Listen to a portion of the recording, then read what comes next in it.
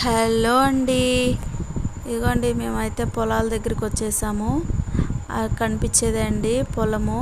నేను ఇంతకుముందు వీడియోలో దున్నేసిన పొలం చూపించాను. ఇప్పుడైతే నాట్లు వేసేసి చాలా పచ్చగా ఉంది చూడటానికి. కొబ్బరి చెట్లు, తాటి చెట్లు, అలాగే పచ్చని పైరు ఎంత బాగుందండి చూడటానికి. ఇదైతే కృష్ణా నది అండి. కృష్ణా నది పక్కన కూడా పొలాలే. చూడండి ఇప్పుడే నాట్లు వేసినట్టున్నారు. చాలా అందంగా ఉంది చూడటానికి. ఎంత బాగుంటుంది ఇలాంటి ప్లేసులు చూడడం. అలాగే ఇదే పంట కాలువ అండి, పెద్ద కాలువ ఇది.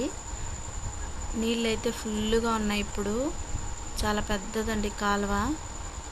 ప్రతి ఒక్క ఊరికి వంతెన ఉంటుందండి కాలువ దాటడానికి.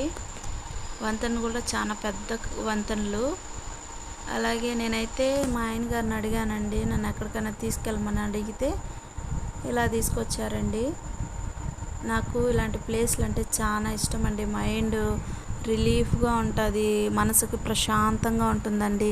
నాకు మిద్దెలు, మేళ్ళు, సిటీలు అవన్నీ చూడటం కంటే కూడా ఇలాంటి ప్లేసులకు వస్తే, నాకు పచ్చని చెట్టు చూసినా అక్కడ ఉంటే మనసు తెలియని ప్రశాంతంగా ఉంటుందండి. అందుకని నేను ఇలాంటి ప్లేసులకే ఎక్కువ రావాలని ఇష్టపడతాను.